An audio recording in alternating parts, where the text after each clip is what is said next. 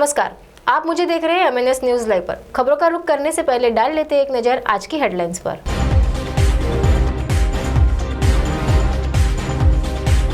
जहरीली शराब पीने से अब तक 14 लोगों की हुई मौत, चौकी इंचार्ज समेत 4 पुलिसकर्मी सस्पेंड। भारत और बांग्लादेश नदियों के जल प्रबंधन पर बढ़ाएंगे सहयोग, दोनों देशों में कई मुद्दों पर बनी सहमति। आगरा में सेप्टी टैंक में गिरे बच्चे को बचाने के लिए घुसे 4 लोग, 5 की मौत। अब खबरें विस्तार से। प्रयागराज में जहरीली शराब पीने से अब तक 14 लोगों की मौत हो चुकी है। वहीं सरकारी अमला अब सक्रिय हुआ है। मौत के आंकड़ों को लेकर प्रशासन अब तक तथ्य नहीं बता रहा था। वहीं अब इस घटनाक्रम में 7 लोगों की मौत की बात कबूली है, लेकिन अभी भी बाकी 7 लोगों की मौत को लेकर अफसर लिपापोती कर रहे हैं।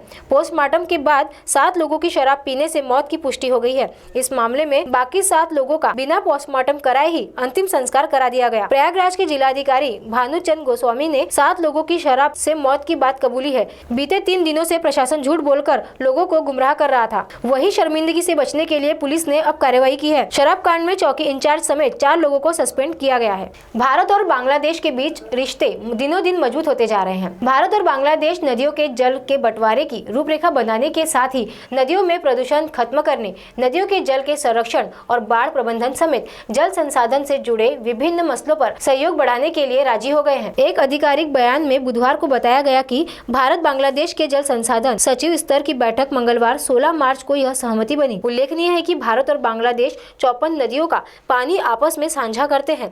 ये नदियां दोनों देशों के लोगों की रोजी रोटी पर सीधे असर डालती है। आधिकारिक बयान में कहा गया है कि दोनों ही देश नदियों के जल के बंटवारे की रूपरेखा, प्रदूषण खत्म करने, नदियों के जल के संरक्षण, बाढ़ प्रबंधन, नदी घाटी प्रबंधन समेत जल संसाधन से जुड़े विभिन्न मसलों पर सहयोग बढ़ाने के लिए राजी हो गए हैं। तो वहीं यूपी के आगरा जिले में एक बड़ा हादसा हो गया है। सेप्टिक टैंक में जहरीली गैस की चपेट में आने से एक बच्चा समेत 5 लोगों की मौत हो गई है। इस घटना के बाद सीएम योगी ने मुआवजे का ऐलान किया है। मृतकों के परिजनों को 2-2 लाख रुपए की आर्थिक सहायता दी जाएगी। यह घटना फतेहाबाद थाना इलाके की है। बताया जा रहा है कि 10 वर्षीय बच्चा खेलते हुए टैंक में गिर गया था। बच्चे को बचाने के लिए 4 लोग टैंक के अंदर उतरे थे। टैंक में घुसे 4 लोग बेहोश हो गए।